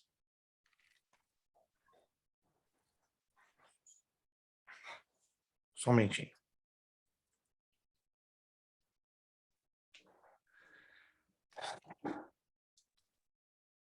Cúmplices com as obras das trevas. Perdão, Efésios 5:11, desculpe. Minha memória está dando alguns pequenos rateamentos. Não tem a juventude da memória do irmão Wilson nem do irmão Elton. Efésios 5:11, desculpe. Efésios capítulo 5, versículo de número 11. Efésios 5:11. Não comuniqueis com as obras infrutíferas das trevas, mas antes condenai-as, porque o que eles fazem oculto, até dizê-lo, é torpe. Anotaram? Não comuniqueis com as obras infrutíferas das trevas, mas antes condenai-as, porque o que eles fazem oculto, até dizê-lo, é torpe. Esse é um dos textos. O outro está na primeira carta de Paulo a Timóteo, capítulo 5. Primeira carta de Paulo a Timóteo, capítulo 5. Vamos lá. Nós vamos terminar dentro de 10 minutinhos. Primeira carta a Timóteo, capítulo 5. Primeira carta a Timóteo, capítulo 5, versículo 24 e 25. Chegou lá? Chegaram lá comigo? 1 Timóteo 5, 24 e 25. Os pecados de alguns homens são manifestos, procedendo juízo, e em alguns manifestam-se depois. Assim mesmo, também as boas obras são manifestas, e as que são de outra maneira não podem ocultar-se. Em outras palavras, cedo ou tarde, o que está oculto vem à tona. Não tem jeito. Agora você entendeu que nós não precisamos, não devemos prestar obediência a quem está fora da palavra? Quantos entenderam? Porque se você prestar obediência a quem está fora da palavra, você é cúmplice com as obras das trevas que ele está abraçado. É difícil passar por essa experiência. Eu já vivi aqui na América 3 vezes. Não vou entrar em detalhes, porque é uma coisa de grande impacto e não vai edificar os irmãos a entrar em detalhes, mas eu já vivi aqui neste país, 22 anos que eu estou nesse país, 3 vezes que eu tive que confrontar o líder respeitosamente, claro, mas na escritura. Falei, não. Se o irmão me provar na escritura que eu estou errado, o irmão está certo, eu estou aqui para baixar a cabeça e dizer, perdoa-me. Do contrário, não conte mais comigo, estou me retirando para não ser cúmplice com seu pecado. E o seu pecado é de rebeldia. Uou! O líder ficou bem baixo. Quem é o irmão para me dizer isso? Eu não sou ninguém. Mas esse livro aqui, ainda tem autoridade. Esse livro tem mais autoridade do que qualquer um de nós, mais do que o meu nome, humildemente falando, de pastor, e mais do que o seu próprio nome como pastor desta igreja. Em cima desse livro ninguém passa. Em cima dele, não. Passa em cima de quem que você quiser. Agora, em cima desse livro, o negócio fica estranho. E é difícil, irmãos, porque esse foi um dos maiores problemas que Lúcifer semeou na Terra, começando lá no céu. E jogou o problema aqui na Terra. E esse problema hoje está com uma coisa chamada falta de ética. Então, o problema de Saul começou por aí. Deixa eu só fechar essa parte de 1 de Samuel 15, 23. Deixa eu só fechar essa parte. Porque a rebelião é com o pecado de feitiçaria e o porfiar. O que é o porfiar? Contenda. Porfiar é como iniquidade de idolatria. Cristão que está contendendo, ele é um idólatra à luz da Bíblia. Que isso? Já ouviu falar daquele que irmão contendeiro? Ele está abraçando a idolatria. E isso aborrece a Deus. Porque tu rejeitaste a palavra do Senhor, ele também te rejeitou a ti para que não sejas rei. Dessa feita, Saul abriu espaço para a possessão satânica. Então, um crente pode ser possuído por Satanás. Agora, preste atenção. Dentro de nós somos constituídos de 3 partes. Corpo, alma e espírito. Esse é o corpo. A alma é a parte imaterial, tá anotando? A parte imaterial que está em contato com os 5 sentidos do nosso ser físico. Quais são os 5 sentidos do nosso ser físico? Visão, audição, tato, olfato, paladar. Para você entender. Então, a alma, anotou? É a parte imaterial do nosso ser que está conectado com os nossos 5 sentidos humanos. Ok? Audição, visão, tato, olfato e paladar. E o espírito é a parte interna, imaterial, aonde reside a nossa consciência, que fala com a nossa mente. E é lá que o Espírito Santo habita. Ou, quando você lê a carta de Paulo aos Romanos, quando não tínhamos a Cristo, esta parte chamada Espírito estava entenebrecida, estava em trevas, estava dormida ou adormecida por causa do pecado. Mas quando fomos salvos, libertos, transformados, renascemos de novo, aí vem a glória, a luz, o poder do Espírito Santo e vai lá no nosso espírito. Aí a gente se desperta. E aí a gente passa até o quê? Relacionamento com Deus. O meu relacionamento não é no corpo, ainda que eu me expresse com o corpo. O meu relacionamento com Deus não é com a alma, ainda que eu possa usar os 5 sentidos da minha alma, mas o meu relacionamento direto com Deus é através do meu espírito. E lá dentro, uma vez que Cristo já habita dentro de nós, é onde ele habita. E Deus não compartilha o nosso espírito com ninguém. Ou é o Espírito Santo ou não é ninguém. Tá entendendo, gente? Aqui dentro só pode viver um. Não tem 2, nem 3, nem 4. Não é uma casa de 3 quartos, dormitórios que cada um está dentro do seu quartinho. Aqui só tem um quarto de intimidade, chamado Espírito, e é onde o Espírito Santo habita. Mas para um crente se tornar possuído, tem que acontecer o quê? O Espírito Santo tem que ser expulso. Efésios 4:27, vamos lá? Pastor, para mim tremeu aqui quando o senhor estava falando. O senhor falou ouvido, boca e falou que é onde está. Aí tremeu aqui, não deu para eu pegar, não. Audição, visão, tato, olfato, paladar. Pegou? Pegou? Os 5 sentidos do corpo que tem contato direto com a nossa alma. Deu para entender agora? As 5 manifestações do nosso corpo que tem conexão na tomada da nossa alma. Efésios 4:27. Efésios, capítulo 4, versículo de número 27. Vamos lá. Efésios, capítulo 4, versículo 27. Que coisa tremenda esse texto, muitos de nós já passamos por ele. Curtinho, gente, que texto curtinho. Tem 5 palavrinhas, 5, ó. 1, 2, 3, 4, 5. Mas que problema? Não deis lugar ao diabo. No grego, não deem legalidade para o diabo. O que é legalidade? Poder de território, poder de posse, poder de comando. Então, para um crente se tornar possesso, o Espírito Santo tem que se retirar. E para ele se retirar, é muito fácil. Como é que é? Fala de novo. Para o Espírito Santo se retirar definitivamente da nossa vida, mas não é do dia para a noite, não. É como já foi falado da parte da Ana Lu, é um processo. Muitas coisas na nossa vida espiritual e emocional, elas não acontecem assim, ó. do dia para a noite, não. É um processo. A queda de Judas não aconteceu assim. Tá, apertou o botãozinho, Judas traiu Jesus. Foi um processo. Veio lá de trás. Lá de trás.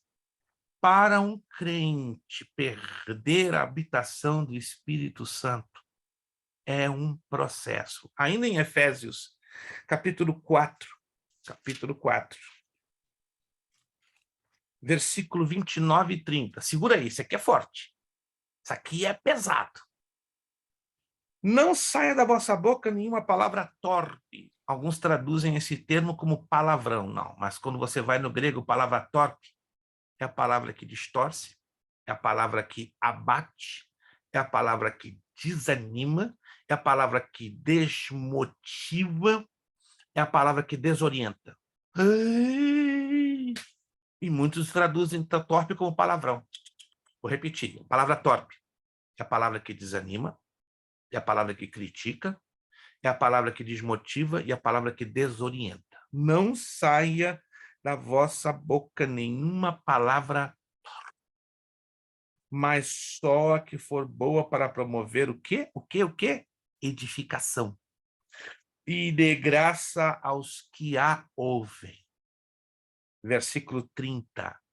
E não entristeçais o Espírito Santo de Deus, no qual estáis selados para o dia da redenção.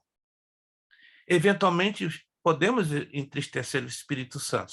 Entendo isso aqui. Eventualmente, podemos entristecer o Espírito Santo com nossa ingratidão, com a nossa atitude de carnalidade, de julgamento, enfim.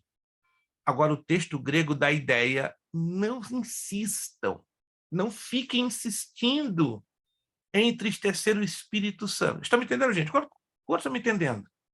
Eventualmente, por um acidente, numa ocasião extraordinária, eu vou entristecer o Espírito Santo, mas o texto grego deixa bem claro, não insistam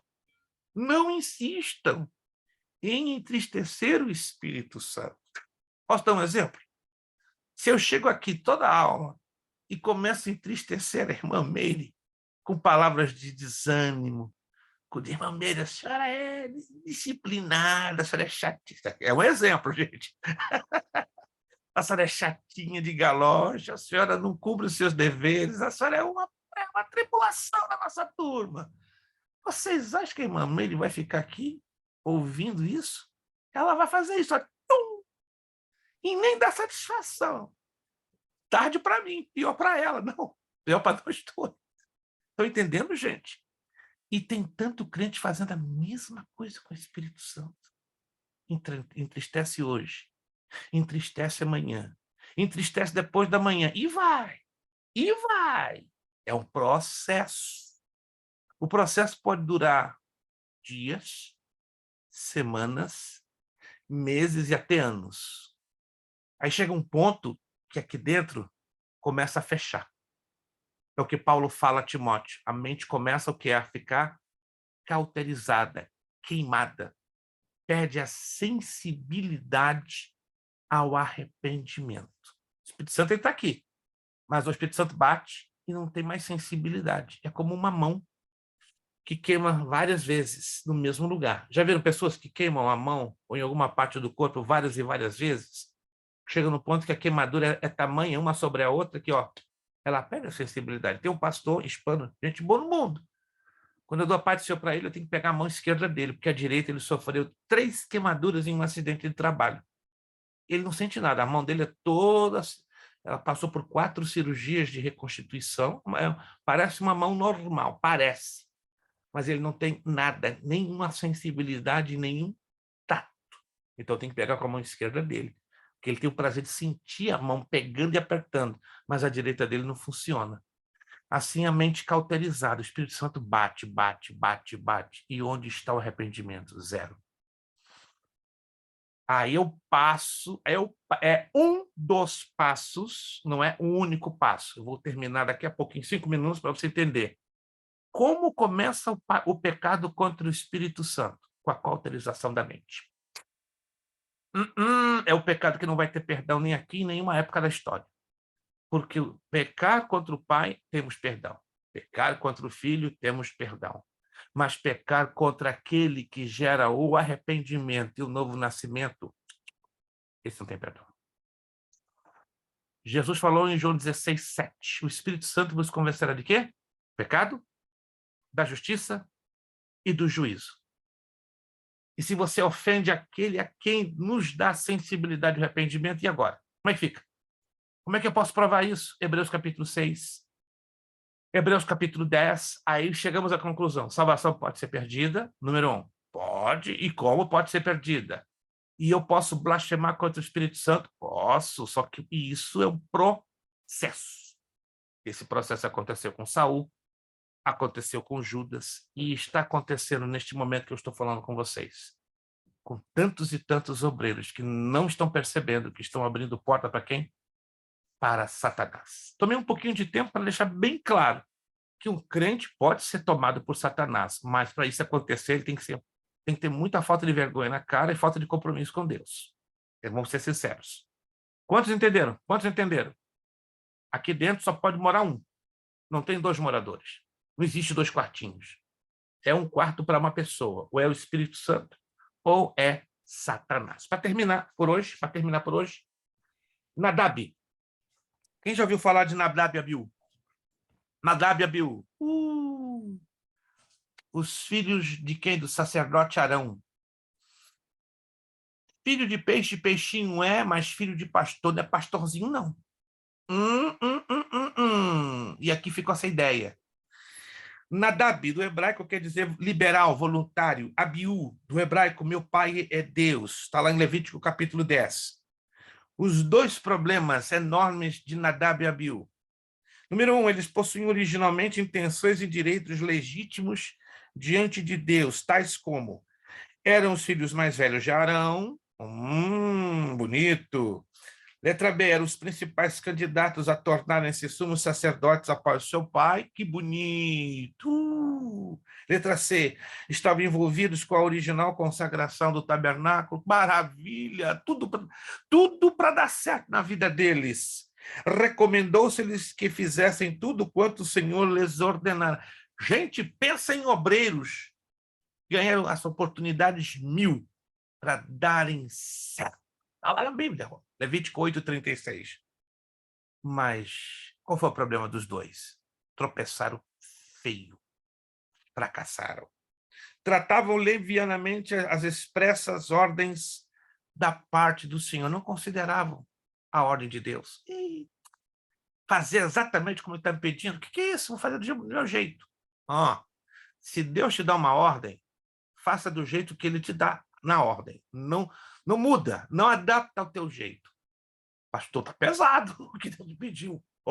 Se ele está pedindo, faça como ele pediu. Mas, pastor, o povo vai me rejeitar. Ué, qual o problema? Você quer a aprovação do povo ou a aprovação de Deus? Não, pastor, eu não posso fazer isso, não. Vão me chamar de doido, de maluco, de mentecapto, de débil mental para baixo. Amém. Glória a Deus. Você está provando que é obediente à ordem de Deus. Uau, está pesado para mim. Nadab e Abiú encararam as ordens de Deus como difíceis. Não. Vamos fazer o nosso jeitinho. Vai dar no mesmo. Poderia até dar no mesmo. O problema não é o resultado, o problema é o meio. Muitos de nós só nos importamos com os resultados, mas nos esquecemos dos meios. E os meios falam de obediência. Eita! Vamos lá. O pecado, sem dúvida, acarreta consequências letais. Eu termino. Qual o problema exato no texto bíblico que arrebentou, que matou a Nadab e Abiú? Só para você se lembrar, rapidinho. A gente já vai fechar aqui. Foram eles que apresentaram o fogo estranho? Isto, mas vamos entender que negócio é esse de fogo estranho? Vamos entender que isso aí. Alguém entende na Bíblia o que significa esse negócio de fogo estranho? Vamos lá, vamos resumir. Uma vez por ano, preste atenção, uma vez por ano, o sumo sacerdote se apresentava a Deus para entrar onde? No lugar santíssimo. Lembra-se disso? Sim. Era uma vez por ano. O que ele fazia lá dentro do lugar santíssimo, na tampa da Arca da Aliança? Ele levava uma porção do sangue do animal, seja da ovelha, do cordeiro, sem mácula, sem defeito, de um ano. Aspergia aquele sangue nas 4 pontas da tampa da Arca da Aliança, que tinha o formato de chifre, e apresentava aquele sangue, apresentando diante de Deus o pecado da nação de Israel e o seu próprio pecado. Ele entrava lá dentro amarrado com uma cordinha. Não sei se vocês já leram isso no livro de Levítico e no livro de Êxodo. E ao longo da cordinha tinham campainhas no formato de maçãs. E os sacerdotes puxavam aquela cordinha. Para que isso? Que besteira é essa? Isso não é besteira, isso é um sistema de segurança. Porque dentro do lugar santíssimo só podia entrar um só, o sumo sacerdote, e uma vez por ano. Uma vez por ano. Se o sumo sacerdote não estivesse bem na presença de Deus, com a sua vida santificada, preparada, porque era um processo de preparação que levava um ano. Se naquele processo de preparação para se apresentar na presença de Deus tivesse uma falha, quando a nuvem, quando o Shekinah, é outro probleminha que eu vejo hoje, né? Aos hinos, derrama a tua Shekinah, Senhor, está pedindo para morrer. Derrama a tua Shekinah. A palavra Shekinah quer dizer presença em fogo, resplandecente. Olha, o povo está cantando sem saber. Está pedindo fogo. Está pedindo morte. Então, vamos parar para pensar. O que nós estamos cantando? Derrama a tua Shekinah. Eu não quero Shekinah, eu quero só a presença, que já é demais. Shekinah é o fogo, é a glória, e a gente não aguenta nem o fogo e muito menos a glória. É para pedir para morrer, ok. Mas a coluna do Shekinah descia no momento marcado por Deus. Zoom. Quando baixava aquela nuvem, ou de noite ou de dia, a noite era uma coluna de fogo, durante o dia era uma coluna de nuvem. O povo estava do lado de fora. Opa! Aí está Deus chegando no tabernáculo. E os sacerdotes puxavam a cordinha para saber se o sacerdote estava vivo. Puxavam com força. Enquanto sentia tensão, pressão, quer dizer o seguinte, ele estava de pé porque estava vivo. Se de repente puxasse e estava frouxo o negócio, já tinha caído morto, fulminado. Mas na Bíblia não tem nenhum episódio que mostre que um sumo sacerdote houvesse sido fulminado pela glória de Deus. Olha que interessante. Mas o que isso tem a ver com o fogo estranho? Ao mesmo tempo, quando descia a nuvem, ou a coluna de nuvem, a coluna de fogo da presença de Deus, sobre o lugar santíssimo, a glória de Deus despedia um fogo que alcançava o quê? Tum! O altar do holocausto. Então, o fogo que vinha do céu alcançava o altar. Gente, presta atenção, isso está na Bíblia. Se você nunca leu isso, eu te sugiro que leia. Pega Êxodo, pega Levítico, faz o conjunto e você vai entender. E aquele fogo era uma vez por ano que ele tocava o altar. Aí Deus dá uma ordem lá em Levítico 6, 2, 13. O fogo arderá continuamente no altar e não se apagará. Cada manhã o sacerdote porá em ordem a lenha. Quer dizer o seguinte, uma vez por ano o fogo do céu descia sobre o altar para ele ser mantido aceso. Então aquele altar estava sempre o quê? Queimando. Por causa do fogo da parte de Deus. Estão entendendo, gente? Para iluminar o candelabro de 7 braços, lá dentro do lugar santo, e para ser oferecido lá no altar de incenso, os sacerdotes pegavam expevitadores. O que é isso? Era um tipo de tenaças. Estava lá o altar do holocausto com fogo santo que desceu do céu. Aí vai lá, tira, tipo um pavio. Tira o fogo e vai lá e acende as luzes do candelabro e oferece lá no altar do incenso. Era o fogo que tinha que ser apresentado diante do Senhor. E o que Nadab e Abiú fazem? Cortam o caminho, pegam um atalho. Não, é muito cerimonial. Vou lá no altar do... peraí, vamos lá direto entrar no lugar santo e usar o seu próprio fogo. O resultado seria o mesmo, acenderiam as luzes do candelabro e daria combustibilidade para o altar do incenso. Mas o problema é o meio, a obediência. Tinha que tirar o fogo do altar do holocausto, porque o fogo vinha lá de cima. E esse fogo tinha que ser preservado durante 1 ano, até que de novo a glória de Deus descesse e renovasse aquele fogo. Quem sabia disso, gente? Vamos ser sinceros, quem sabia disso? Pouquinho, né? Então, estão anotando? O fogo arderá continuamente no altar e não se apagará. Olha o perigo de apresentarmos fogo estranho na presença do Senhor. O problema, termino dizendo, está não no resultado.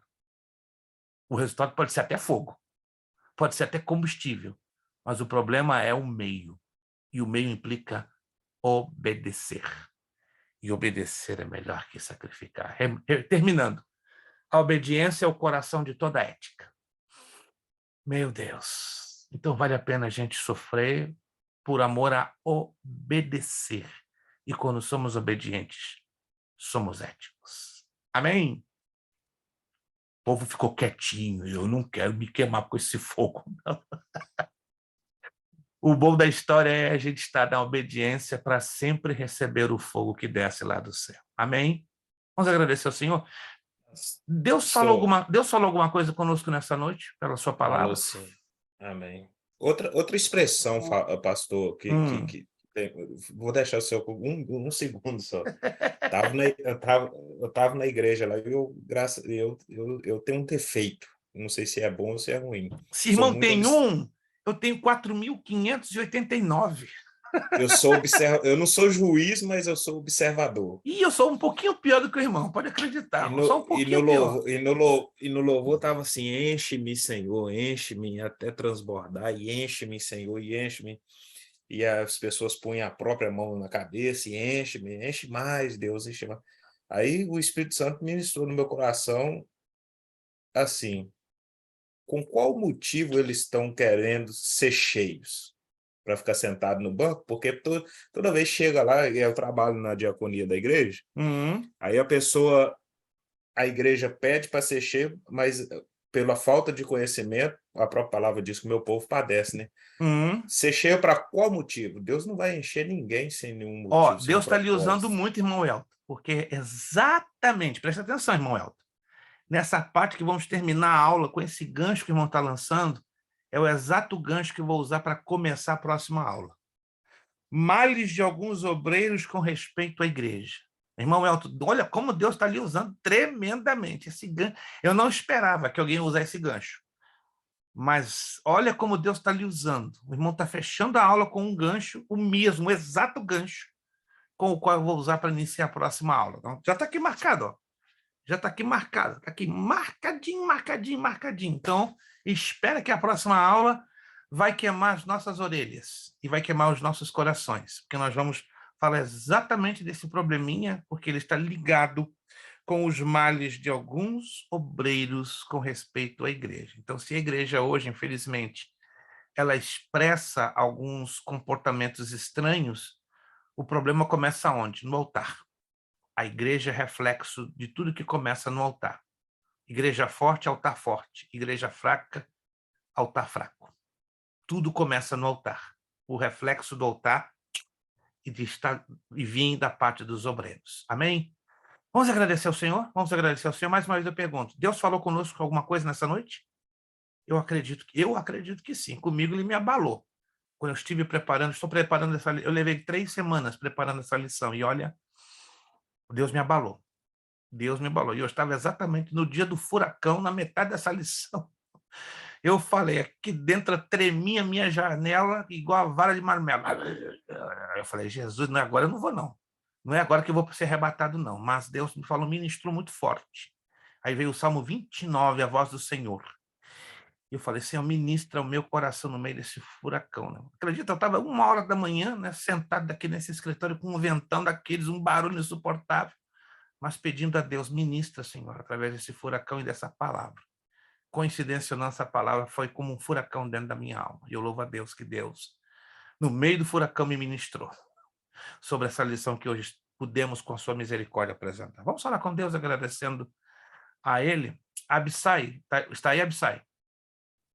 Estou sim, pastor. Perfeito. Vamos pedir, então, a Abissai concluir a nossa lição, a nossa aula, uma palavra de oração. Quero agradecer a todos vocês. Passamos um pouquinho do horário, irmão Wilson, irmã Meire, irmã Ana Lu, irmão Elton, irmã Ilana, Cleiton, irmã Vanessa, que hoje não pude ver, deve estar com algum tipo de problema, mas obrigado, irmã Vanessa, pelo esforço que a senhora teve de estar aqui, embora hoje não ouvimos nem a sua voz, nem o seu rosto, mas com certeza a senhora deve ter captado toda a essência da aula, e obrigado, Abissai, por todo o esforço que cada um de vocês fizeram. Vamos agradecer a Deus e, mais uma vez, nos colocamos, não é, nas vossas orações. Perfeito, irmã Vanessa. Vamos estar orando pela sua saúde, né? A irmã Vanessa está com alguma situaçãozinha de saúde. está nessa oração, então o Abissai vai estar agradecendo, apresentando a irmã Vanessa também em oração. E lembre-se da situação aqui da Flórida, a situação aqui está grave, gravíssima, tá? 2 milhões de residências não têm energia elétrica, a cidade de Orlando está quebrada pela metade, há alagamentos terríveis, entende? E está faltando comida dentro da cidade de Orlando. É incrível isso que eu estou dizendo a vocês. Está faltando comida. Eu amanhã vou ter que sair para um outro recanto, porque o que eu consegui, incrível, não foi o suficiente ainda para 3, 4 dias. Eu vou ter que ir para um outro recanto para conseguir local que tem disponibilidade de mercado vendendo o suficiente. Então, um desabastecimento bruto, por causa que esse furacão trouxe um grande transtorno. Então, estejam orando para que o Senhor possa estar provendo, né, não somente para a minha casa, mas também para as famílias, né, porque aqui tem muitas famílias também com enormes necessidades, não apenas de comida, né, mas de água potável, perderam parte dos seus telhados, vidros quebrados, destruídos, ou seja, a cidade está em caos, mas confiamos na misericórdia de Deus, né? Obrigado, irmão Cleiton, também pelo seu grande esforço, Deus abençoe. Está com um look novo, né? Está 10 anos mais jovem, né? Eu nunca vou conseguir fazer isso, é só Cleiton Avancini. Abissai, nos agradecendo a Deus, apresentando a irmã Vanessa na sua saúde e também apresentando os habitantes da Flórida que estão ainda vivendo momentos muito difíceis, tá? Muito obrigado por todo o esforço e a participação de vocês e obrigado por aqueles que já fizeram o pagamento, tá? No mês de setembro, estamos no mês de outubro, tá? E lembrando que até o dia 30 está de bom tamanho o seu pagamento chegará até nós. Irmão Abissai, agradecendo ao Senhor com a palavra de oração. Oremos. Bondoso Deus, eterno Pai, uma vez mais, ó Deus, rendemos graças a Ti e pedimos, ó Deus, encarecidamente, ó Pai, pela vida de cada um presente nessa reunião, ó Em Pai, nome de Jesus. onde nós se reunimos, ó Deus, com o único intuito de aprender mais sobre a Tua palavra, Glória a Deus. não apenas ficar no aprendizado, ó Pai, mas praticar aquilo que vai agradar a Ti, ó Deus. Sim, Senhor. Também pedimos, ó Pai, e apresentamos esse momento a sua serva Vanessa, que se encontra enferma, ó Deus. Em nome de Entra Jesus. com providência na vida dela e restaura a saúde por completo, ó Pai, para que ela Em possa testemunhar nome as de maravilhas que o Senhor tem feito na vida dela. Em Também nome de incluímos Jesus. nesse pedido, ó Pai, todo o povo do estado da Flórida, Deus, as regiões assoladas, ó Pai, por essa tempestade, ó Pai. Em nome Aqueles de que Jesus. estão, ó Pai, passando por necessidade agora, por motivo de falta de alimento, Em água nome de potável Jesus. e outras coisas mais, ó Deus. Em nome Pedimos de a sua Jesus. provisão, ó Pai, que os irmãos que estão ali ao redor possam e tenham condições de suprir a necessidade um do outro. Em nome Venha de assim Jesus. agir, ó Pai, e que o Senhor possa entrar com providência e restaurar a vida de todos ali. Em nome Não de apenas o Jesus. financeiro, ó Pai, mas a depressão que vem por causa dessa perca, ó Pai. Que nós É possamos verdade. repreender agora e restaurar a saúde de todos eles, ó Pai. Em nome Te de pedimos Jesus. em nome de Jesus. Agradecemos também pela vida do nosso professor, pastor Luiz Prestes, que muito tem dedicado ao ministrar as aulas em nossas mentes, ó Oh, Pai. Deus. Que ele possa ser, ó Deus, cada vez mais ser capacitado por Ti e que nós possamos, ó Deus, Glória a ser cada Deus. dia mais abençoado e ricamente ser com esse aprendizado que Ele nos oferece. Te agradecemos em tudo e te damos graça em nome de Jesus. Amém. Amém. Nosso lema para fechamento: seriedade, Seriedade, compromisso, compromisso, disciplina. disciplina, Seriedade, seriedade, compromisso, compromisso, disciplina. Disciplina. Seriedade, seriedade, compromisso, compromisso, disciplina. Disciplina. É necessário que ele cresça É necessário que ele cresça e que eu diminua. E e eu eu É diminua. necessário que ele cresça É necessário que ele cresça e que eu diminua. e que eu diminua. É necessário que ele cresça É necessário que ele e cresça que eu diminua. E e eu diminua. E a Deus damos o quê? A honra, a A glória, honra, a e o glória. poder. Muito e o obrigado. poder. Deus os abençoe. Ótimo final de terça-feira. Até a próxima terça, dia 11. Obrigado. A paz do Senhor para vocês. Vitoriosa e abençoada semana em o nome de Jesus. Muito obrigado a todos. Amém. E a nossa aula em 2 Tchau a horas já todos. está disponível no nosso canal do YouTube. Muito obrigado. A paz do Senhor a Deus todos. abençoe a todos. Deus Deus abençoe. abençoe a todos.